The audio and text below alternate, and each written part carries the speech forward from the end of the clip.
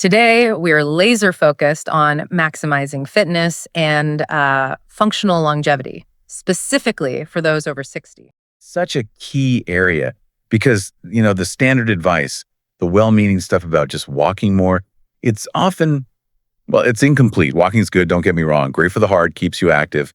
But the science is really pointing towards something else now. It often misses the specific triggers to build true resilience and strength for, real independence as we age. Exactly. And that's our mission today, right? Yeah. To get past the general advice and dive into these really specific movements that actually trigger big physiological changes. We're kind of looking for the cheat code, I guess, for efficient, high-impact exercise. Many of you could actually spend less time exercising and see way better results. Mm-hmm. Provided you choose the right movements. Right. And the foundation for this, the real core evidence, comes from this pioneering 2024 study, University of Copenhagen. It was huge. 5 years, tracking 8,000 adults over 60. And the question was pretty straightforward. What happens if we swap out general walking routines for very specific, targeted strength and balance work? I think the efficiency piece is key here. The people who switched from just walking to doing these 5 specific exercises, the ones we're about to get into, they saw really dramatic, verifiable improvements. Oh, absolutely dramatic. And when we say dramatic, we're talking safety capability. Yeah. The group doing the targeted exercises, they saw an incredible 73% reduction in their risk of falls. And, falls are the number one cause of fatal injury for people over 65. Yeah. So that number alone, life-changing. Wow, 73%. You just can't ignore that. But okay, what about actual physical ability? The strength gains sounded pretty revolutionary too. They really were. An 89% increase in strength in that targeted group. That's almost doubling their physical capability. And it came from these very specific, often quite a short burst of activity. Okay, and that ties right back into the efficiency thing you mentioned. Exactly. Because you hear 89% stronger, you might think, okay, that must mean hours in the gym. But these participants actually spent 40% less time exercising each week compared to the group just focused on walking. This deep dive is really about getting the absolute best biological return on your time investment. Okay, hold on though. Let's pause there because that really does challenge the common thinking. If the walking group was active, getting their steps in, why would less total time doing something else lead to such massively better strength and resilience? What's walking missing? That's the critical question. Walking is mostly, single plane. It's rhythmic, it's endurance focused, great for cardio, like we said. But it doesn't really challenge muscle groups in lots of different ways. It doesn't stress those specific joint stabilizers or the balance systems you need to recover quickly if you stumble. These targeted exercises, they provide specific mechanical stimuli, different forces, different tensions, and the body reads that as an urgent signal. Hey, we need to build stronger tissue here. Okay, so it's not just about strength then. You mentioned superiority across all health markers. Let's unpack that a bit. Right. The targeted group didn't just get stronger, they got healthier overall. Everything the scientists measured showed better outcomes. Their blood pressure results, 31% better than the walking group. And this is huge for quality of life. Joint pain went down by 67%. 67%. Yeah, compare that to the walkers, who only saw about a 12% drop in pain. It really suggests strengthening the muscle around the joints offers much more protection than just low-impact movement alone. And that's counterintuitive, isn't it? People often worry that strength training after 60 will hurt their joints. But this science shows the opposite. Less pain, more capability. Precisely. And then there's bone density. This is a really clear marker for resilience. Walking can help maintain bone density, which is good. We need that. But the targeted group, they actually increased their bone density. They were reversing the typical age-related decline, actively building their internal framework back up. So the takeaway is the type of movement is like sending a specific instruction set to your body, triggering the right response. You mentioned the number one exercise activates something pathways. Sounded very sci-fi. It does sound a bit like that. The underlying mechanism, especially for the bone and muscle growth, relates to what scientists call mechanotransduction pathways. Or sometimes when we're talking specifically about cellular rejuvenation, they might use the term metronotransduction pathways. Okay, mechanotransduction. That sounds complex. Can you break that down simply for us? Think of it like this. Your cells are always listening to the physical forces around them. When you walk, the force is pretty gentle, rhythmic. But when you do these 5 exercises, especially with that slow, controlled tension or maybe a heavier load, you apply very specific compression and tension forces. Those forces are the instructions. Mechanotransduction is just the cell converting that physical message, the mechanical stress, into a chemical signal. It's basically cellular reprogramming achieved just through specific movement. Cellular reprogramming through movement. Okay, that's the key to unlocking real functional longevity. All right, we are going to unpack all 5 of these exercises now. We'll count them down starting at number 5. Get ready to maybe swap out some of those walking minutes for these super efficient, science-backed movements that send the right cellular signals for resilience. All right, starting our countdown at number 5. We begin with something that sounds simple, maybe deceptively so. The wall push-up with hold. Now, for you listening, you might think, oh, wall push-up, that seems too easy to really do much. But the science shows that simplicity hides some real power for restoring and building functional upper body strength. Yeah, we start here because fighting that age-related muscle decline, sarcopenia, is absolutely critical. We know that after 60, if you're not actively working against it, you can lose around 3% of your muscle mass each year. And that loss translates directly into losing functional independence. If you can't generate force quickly with your upper body, well, simple daily tasks become really hard. And the research backs this up, showing this specific exercise fights that decline hard. There was a 2023 study, Journal of Aging and Physical Activity, right? That's the one. They compared this specific version, the push-up, with the hold against more standard exercises like light dumbbell presses. The group doing these wall push-ups with holds for 8 weeks, they increased their upper body strength by 34% more than the group doing the traditional stuff. 34% more. Why such a difference? It comes down to functional strength patterns. This specific exercise forces you to stabilize your core, engage your shoulders, chest, triceps, all in a coordinated pushing motion. It mimics the exact movements you need in everyday life. Pushing open a heavy door, like I said, or steadying yourself, lifting something, or crucially catching yourself if you start to fall. Okay, technique then. Because you won't get that 34% gain if you're just leaning against the wall casually. How do we do it right? Technique is everything here, and it's all about tempo and controlled tension. Stand roughly arm's length from the wall. Palms flat, about shoulder width apart. When you start, you have to use time under tension. This means taking 2 full seconds to slowly lean in until your nose is getting close to the wall. That slow descent really loads the muscles eccentrically. And then the hold. That's critical too. Yes, absolutely. Hold that position where the muscles are really engaged for 3 to 5 seconds. This static hold, that's where your body is fighting gravity, stabilizing, recruiting those deep muscle fibers. Then take another 2 seconds to slowly push back to the start. You should really feel the control, maybe a bit of a burn. Aim for 5 good reps to start and slowly build up towards 15. If it feels too easy, just step your feet back a little further from the wall, increases the load. And this isn't just about muscle size, is it? There's a safety benefit, fall prevention, reaction time. That's the sort of hidden cognitive piece. A study out of the University of British Columbia, UBC, showed that folks doing this hold progression 3 times a week for 12 weeks didn't just increase their raw pushing strength by 41%. They also improved their reaction time by 23%. That improvement, that could be the difference between tripping and actually getting your hands out to catch yourself before you hit the ground. How does a simple push-up do that, improve reaction time? Is it just making the muscles faster? It's a bit more sophisticated. That sustained hold significantly enhances proprioception. Proprioception, for everyone listening, is essentially your body's internal GPS. It's that unconscious sense of where your arms and legs are in space without you having to look. As we age, this sense can dull, which is a huge reason for instability and falls. By demanding that static hold against gravity, you're forcing that internal GPS system to become sharper, faster, more accurate, more responsive when something suddenly destabilizes you. Got it. Training the body's internal sense of position makes sense. So we've worked on the upper body's ability to stabilize and catch. Let's move to what you might call the engine of longevity, the lower body. Our number 4 exercise is the seated leg lift with resistance.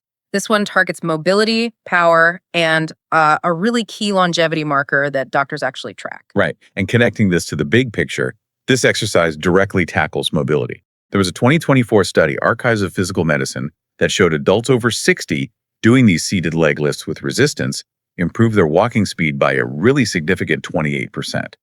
And their ability to climb stairs, that improved by 45%. Wow, those are huge leaps in just everyday function. And you mentioned walking speed. That brings us back to that key medical insight, doesn't it? It really does. Walking speed is seen as such a reliable indicator of overall health, functional capacity, even prognosis, that many doctors now call the 6th vital sign, alongside temperature, pulse, blood pressure. The 6th vital sign. I like that. Yeah. And there's often a clear threshold in walking speed that separates independence from needing assistance.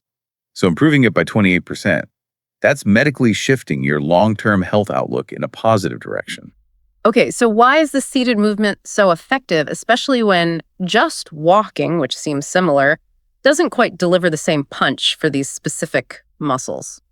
Well, walking is continuous, but it doesn't provide much resistance to the muscles that actually lift your legs, particularly the hip flexors at the front of your hip and the quadriceps, the big muscles on the front of your thigh. These muscles are vital for stepping over things, climbing stairs, just generating that forward propulsion. The seated leg lift isolates and strengthens both these groups at the same time. Plus, crucially, you have to engage your deep core muscles to keep yourself stable and prevent tilting in the chair while you lift that leg. Makes sense. Okay, let's nail the proper technique then, especially if we're going to add resistance eventually. Right, start sitting tall in a sturdy chair. Your back should be pressed firmly against the backrest. That's really key. It stops you from using your back muscles to kind of cheat the movement. Then, slowly lift one leg straight out in front of you. Aim for your thigh being parallel to the floor or, as high as you can comfortably go without letting your back arch. And tempo again. The speed matters. Always. Hold that top position for about 2 seconds. Really feel that intense squeeze in the quad and the hip flexor. Then lower the leg back down very slowly. And here's a key point. Don't let your heel touch the floor between reps. Keep that foot hovering slightly. Maintains continuous tension on the muscle before you start the next lift. And you mentioned doing one leg at a time, unilateral training. Why is that particularly important for the aging body? Unilateral work is fantastic because it forces each side of your body to pull its own weight, essentially. It exposes and then helps correct the muscle imbalances that naturally build up over decades. Maybe your right hip flexor is weaker than your left. If you do exercises using both legs together like a standard squat, the stronger side often compensates, hiding that weakness. This seated lift, it shines a spotlight on that imbalance and forces the weaker side to get stronger, leading to more symmetrical, safer movement patterns overall. Okay. And for people really aiming for those big longevity and strength benefits, we need to talk progression. This isn't an exercise you just do the same way forever, right? Absolutely not. Progressive overload is key. The body adapts, so you need to keep challenging it. And the good news is the body can keep getting stronger at any age, but it needs that increasing stimulus. Science shows older adults get fantastic results with progressive overload here. So once you can comfortably do, say, 3 sets of 15 reps per leg with perfect form, it's time to add resistance. Start small, maybe loop a light resistance band around your ankles, or strap on just 1 or 2 pound ankle weights. That little bit of extra challenge sends that mechanotransduction signal. Build back stronger. Got it. Seated leg lifts with resistance. Moving up the list to number 3. Now we're focusing on an area that's often, I think, really overlooked in aging fitness. The calves and ankle stability. The last exercise gave us the engine to lift the legs. This one gives us the propulsion and, crucially, the balance control to recover if we get suddenly thrown off balance. And if we tie this back to the ultimate goal of independence, calf strength might be, arguably one of the most vital components. There was a major 2023 study from the National Institute on Aging. It found that calf strength was the single best predictor for whether someone over 60 would maintain their independence over the next 10 years. The single best predictor from the calves. That seems surprising for such a relatively small muscle group. What were the actual results linked to independence? It was pretty stark. Participants who maintained good, measurable calf strength were 71% less likely to need assisted living support down the line. And they experienced 64% fewer falls that actually resulted in an injury. It makes sense when you think about it. Strong calves are the foundation for dynamic stability, for making those quick adjustments to stay upright. Okay. And there's a fascinating circulatory reason why calves have such a big impact on overall health too, isn't there? Yes. This is really cool. The calf muscles are often called the peripheral heart because they're far from your actual heart, right? Down in your lower legs. Every time those calf muscles contract, they squeeze the deep veins there, effectively pumping blood back up towards your heart, working against gravity. If your calves are weak, that pump doesn't work as well. You get poorer circulation. And that can lead to common issues like more swelling in the ankles and feet, venous insufficiency, general fatigue, even a higher risk of blood clots. So, training your calves, you're actually strengthening a vital circulatory pump for your whole body. The peripheral heart. I love that. Okay, let's get the technique right, especially this balance challenge part that makes it more than just a simple heel lift. Right. Stand behind a sturdy chair or countertop. You're just using it for very light fingertip support. Don't lean on it heavily. Rise up onto the balls of your feet, going as high as you possibly can. Focus on pushing straight up. Okay, now the challenge part, the bit that really engages the brain. Exactly. At the very peak of that movement, when you're as high as you can go, try to hold that position in balance for 3 full seconds. And here's the trick. While you're balancing, actively force yourself to look straight ahead. Don't look down at your feet or the chair. Looking ahead takes away your visual crutch for balance and forces your vestibular system, that's your inner ear balance mechanism, to do the heavy lifting for stabilization. That's the system we really need to train. And the lowering part, the descent, is just as important. Critically important. You need to take a full 3 seconds to lower yourself back down slowly. This is the eccentric phase, the muscle lengthening under tension. Research consistently shows that this eccentric training recruits more muscle fibers and stimulates more strength gain and bone building than the lifting concentric phase. It's absolutely essential for reversing some of those aging processes. Okay, so 3 seconds up, 3-second hold, looking ahead, 3 seconds down. And once someone masters that with both legs, maybe gets to 3 sets of 25 reps, the real longevity benefits kick in with the single leg version. That's where the really impressive data comes from. Longevity research out of Japan studied older adults. They found that those over 60 who could perform 20 single-leg heel raises had biological age markers equivalent to people 15 years younger than their actual age. 15 years younger biologically. Yeah. And not just that their arterial flexibility, which is a key measure of how young your cardiovascular system is, was 43% better than people their own age who couldn't do it. Wow.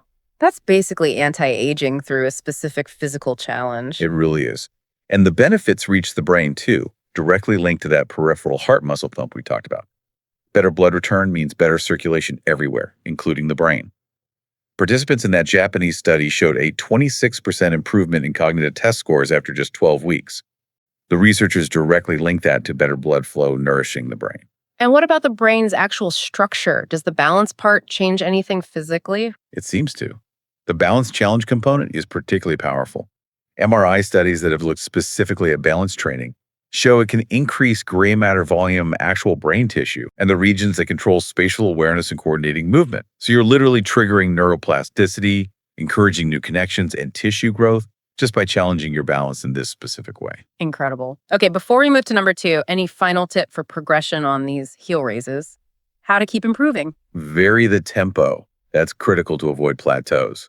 Maybe do the slow, controlled version we described, 3 seconds up, 3 hold, 3 down, 2 days a week. That really builds strength. Then 1 day a week, focus on quicker but still controlled movements. Maybe 1 second up, 1 second down. This helps train the fast twitch muscle fibers, the ones you need for reacting really quickly to catch yourself during a sudden stumble.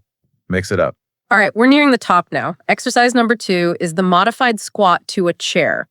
Now, we know you hear squat, and if you're over 60, maybe your knees immediately start talking to you, or you think about potential injury. But the science we're looking at here is actually game-changing on that front. It should really help ease those fears. This is a perfect example where specific controlled movement is actually the solution, not the problem. There was a huge meta-analysis in 2024. They pooled data from 42 different studies, over 15,000 people. And they found that chair squats, when done with proper controlled form, were incredibly safe. And not just safe, they actually reduced knee pain by 58% in the participants. Stronger muscles supporting the joint actually protect it. 58% reduction in knee pain. That completely flips the script, doesn't it? Okay, so why does this specific exercise rank so high? Why number 2? Because its functional efficiency is just unparalleled. The chair squat is a compound movement. It works multiple major muscle groups all at once: glutes, quads, hamstrings, your core, even your lower back gets involved in stabilizing. But maybe most importantly, it directly trains the sit-to-stand movement. And that specific movement, it's arguably the single most fundamental measure of basic human functional independence. And the data around that sit-to-stand test is pretty sobering, isn't it? Directly linked to mortality. It is, unfortunately. Study after study shows that adults who cannot perform a simple sit-to-stand movement without pushing off with their arms, meaning they lack the basic leg power, have a mortality rate 3 times higher over the next 5 years compared to those who can stand up easily. It's a really direct indicator of your body's overall physical resilience. Okay, makes the case pretty strongly. Let's drill down on the technique then to make sure it's safe, effective, and really gets those glutes working to protect the knees. Absolutely. Get a sturdy chair, one that won't slide. Stand in front of it, feet about hip width apart. And here's a key tip for knee comfort. Angle your toes just slightly outward, maybe 15-20 degrees. This helps your knees track naturally over your feet as you descend. Arms can be crossed over your chest or held out in front for a bit of counterbalance. And the start of the movement, that hip hinge you mentioned, that's crucial. The most important part, don't start by just bending your knees forward. Instead, initiate the movement by pushing your hips back first. Imagine you're trying to tap something behind you with your butt, or close a car door when your hands are full. That backward shift immediately engages your powerful glutes and hamstrings, taking a lot of the pressure off the front of the knee joint. Okay, hips back first. Then we apply that slow, controlled tempo.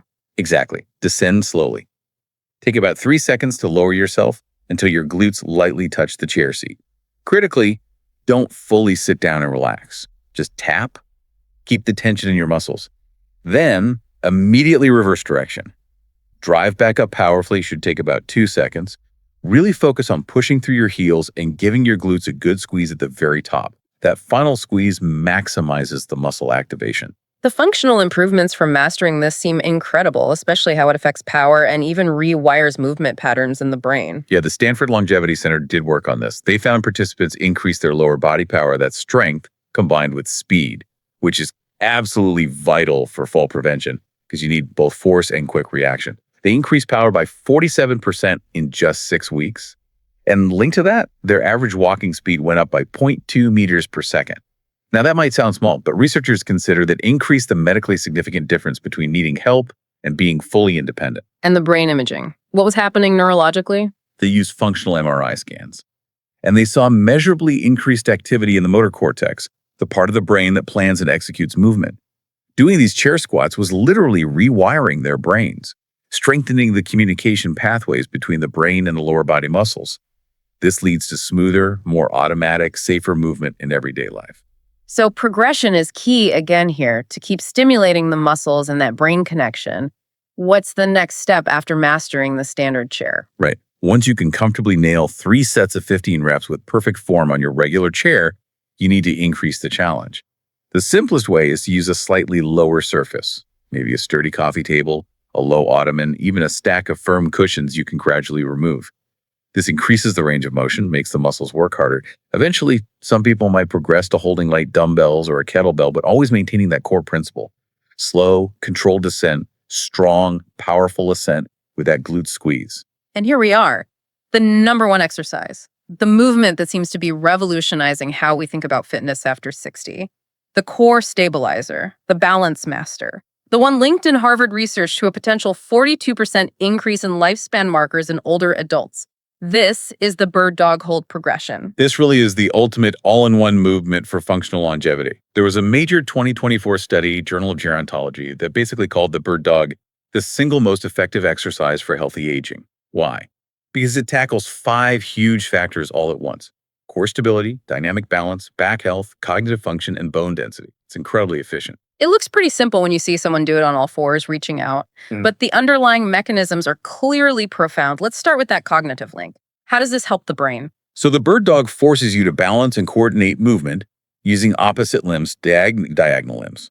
Right arm forward, left leg back, for example, while keeping your core absolutely stable. That diagonal pattern isn't random. It forces intense cross-lateral neural firing. Essentially, you're making the left or right hemispheres of your brain talk to each other, coordinate intensely. And research from the Cleveland Clinic shows that this specific kind of bilateral brain activation can reduce the risk of dementia by as much as 31%. You're actively building cognitive reserve just by doing this exercise correctly. Wow, building dementia resilience with an exercise. Okay, let's break down the basic move, and then we absolutely have to detail that progression system because that seems vital for unlocking the biggest benefits. Right. Basic setup. Get on your hands and knees, hands directly under shoulders, knees directly under hips. Find a neutral spine. Think about keeping your lower back flat. Maybe imagine balancing a glass of water there. Don't let it sag or arch excessively. Then slowly extend your right arm straight forward, thumb pointing up, and simultaneously extend your left leg straight back, flexing your foot. Aim for one long straight line from your fingertips all the way to your heel. The absolute key here is keeping your hips perfectly level. No tilting or rotating. Hold that for 5 seconds, then slowly return to the start and switch sides. Left arm, right leg. Okay, that's the basic move. Yeah. But you stressed that just holding for 5 seconds isn't enough long term. The progression is where the magic happens for adaptation. Exactly. The science shows this structured progression is crucial for continually challenging the brain, the nervous system, and the muscles. Weeks 1 to 2. Just focus on mastering that basic 5-second hold. Get the stability right. Keep that spine neutral. Quality over quantity. Weeks 3 to 4. Now, increase the whole time. Aim for a challenging 10 seconds per side. This builds endurance in those deep core stabilizers. Weeks 5, 6. Add a subtle pulse. While you're holding for 10 seconds, gently lift the extended arm and leg maybe an extra inch higher, then lower back to parallel. Repeat a few times. This tiny movement forces the stabilizing muscles to work much harder to control things.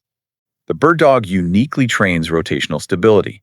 It teaches your core to resist twisting forces, which is crucial for protecting your spine during everyday movements like reaching across your body or turning suddenly. Wow, okay, what an incredible deep dive into the science of exercising smarter, not just harder, as we age. If we kind of synthesize the main takeaway today, it really boils down to this, doesn't it? Walking is good, it's important for endurance, but it's mostly a single plane movement.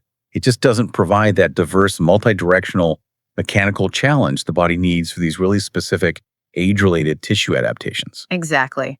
These 5 exercises we've covered, the wall push-up with hold, the seated leg lift with resistance, the standing heel raise with balance challenge, the modified chair squat, and the bird dog progression. They're specifically designed to be multiplanar, often compound movements. They build strength in multiple directions. And maybe most importantly, they apply the exact kinds of mechanical forces through that mechanotransduction process that signal the body to rebuild tissue to potentially reverse decline rather than just trying to maintain the status quo.